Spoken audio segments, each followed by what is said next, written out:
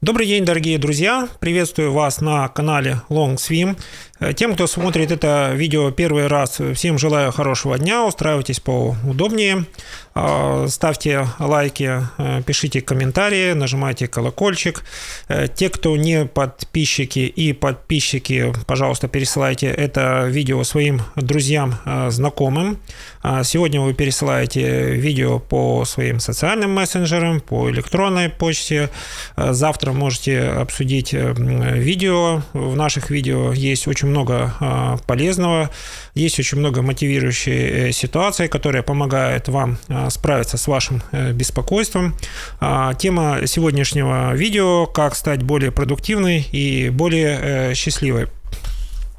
В этом видео мы затрагиваем тему планирования, и в предыдущих видео я рассказывал о том, что вам, любимые наши женщины, яркость жизни, духовный рост и творчество, личностный рост, здоровье и спорт – это те сферы, в которых нужно с самого начала года или за 2 месяца до начала Нового года, то есть в ноябре, запланировать то, что вы хотите, запланировать свой полноценный отдых, и это дает вам очень большую гарантию того, что даже если в период следующего года вы очень сильно устанете в сфере карьеры и бизнес или там в сфере семья и отношения, вы сможете полноценно восстановиться. Я вам сейчас расскажу, как колесо жизненного баланса помогает вам выработать в себе хорошую привычку чередовать время работы и отдыха таким образом, чтобы это берегло ваши силы, для того, чтобы эти силы были сбережены для достижения ваших целей, для того, чтобы вы всегда оставались в хорошем состоянии. А если вы попали в ситуацию эмоционального выгорания, наши видео помогут вам, с одной стороны, дать вам тот инструментарий, который подойдет именно для вашей ситуации, поможет вам разобраться во всех моментах, которые вас расстраивают в различных сферах, в 8 сферах колеса жизненного баланса. И сейчас я вам расскажу о 2 основных моментах. Как быть продуктивной в работе, то есть как быть эффективной в сфере карьеры и бизнес. В предыдущих видео я рассказывал, что сфера яркость жизни, духовный рост и творчество помогает вам избегать эмоционального выгорания. Но если мы уже заговорили про работу, как здесь быть эффективной, чего избегать или как все поставленное за день выполнить и к концу рабочего дня не быть уставшим. В предыдущих видео я уже говорил, что у нас есть в нашем распоряжении, фактически у каждого 2 замечательных инструмента. Это в телефоне или в компьютере календарь, где можем написать свои задачи, и они будут распланированы в течение рабочего дня. То есть вы выделили 2 часа на выполнение одной задачи, 3 часа на выполнение другой задачи. К концу рабочего дня плавно выходите из режима большой загрузки, и если этот режим соблюдается, то к концу рабочего дня у вас остается 30% заряда вашей жизненной энергии. Если этого не произошло, допустим, вы в 12 часов чувствуете, что вы уже 50% своей энергии израсходовали, смотрите на оставшиеся задачи с точки зрения того, что их уже нужно выполнять с учетом того, что вашу жизненную энергию, ваши эмоции необходимо экономить, не расстраиваться по пустякам и постараться к концу рабочего дня не быть измотанной, уставшей и так далее.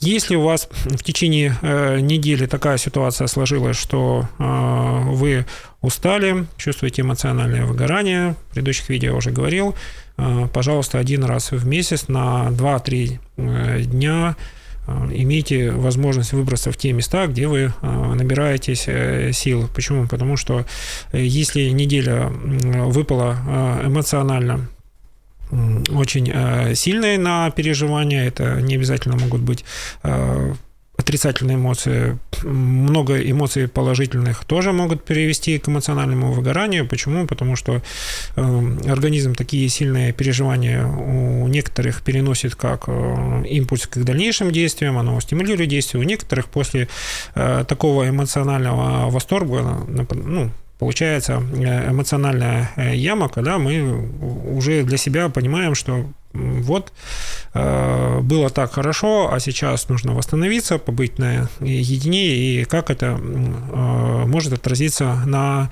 работе.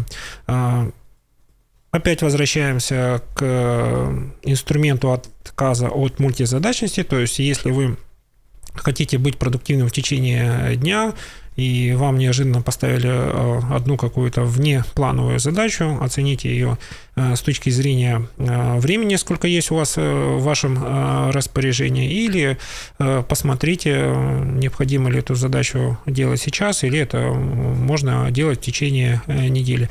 Ответьте себе на такой простой вопрос, можно ли эту задачу сделать в течение недели, вы не будете уже испытывать длительный стресс, и таким вот образом не стоит переживать за задачу, которую вы хотите, допустим, сделать в пятницу, впереди выходные, и в понедельник вам очень тяжело, допустим, возвращаться к пониманию той ситуации, которая есть в этой задаче, кого необходимо привлечь. То есть, если задача пришла в пятницу, считайте, что раньше вторника ее можно и не делать.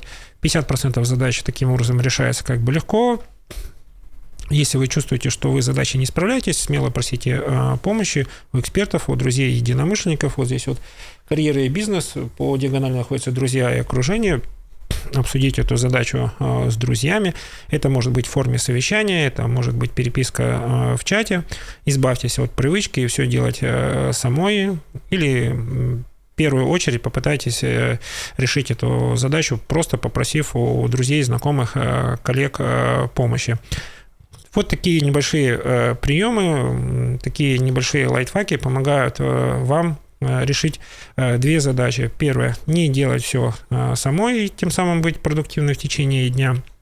Второй момент – есть люди в вашем окружении, друзья, знакомые, коллеги, которые легко могут откликнуться на вашу просьбу о помощи. Это не обязательно их физическую часть, это может быть какой-то отдельный совет, это какое-то важное замечание, которое дает вам и инсайт. И сейчас мы переходим к следующей теме, как быть продуктивной весь день. То есть пик нашей продуктивности происходит на первую половину дня, как правило.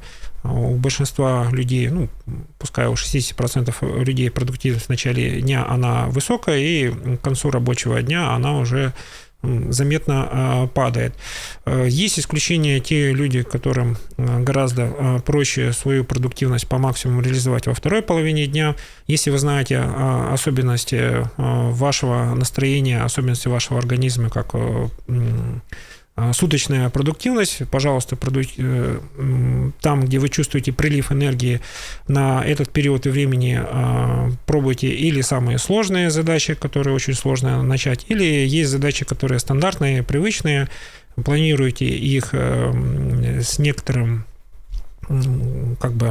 запасом. За счет того, что ваша продуктивность на высоте, вы эти задачи легко выполните. И я сейчас затрону следующую тему, как ваша высокая продуктивность влияет на смежные сферы. Продуктивность в карьере и бизнесе как влияет на деньги, или всегда ли ваша продуктивность ведет к тому, что вы начинаете больше зарабатывать. Еще раз обращаю ваше внимание, что в сфере денег состояние 4-8 связано с тем, что вам нужно запланировать в ноябре, как вы в следующем году будете себя продвигать, рекламировать, каким образом вы сможете рассказать о своих достижениях, каким образом вы можете рассказать о своей экспертизе, как ваш товар или услуга будет полезны людям за пределами вашего города.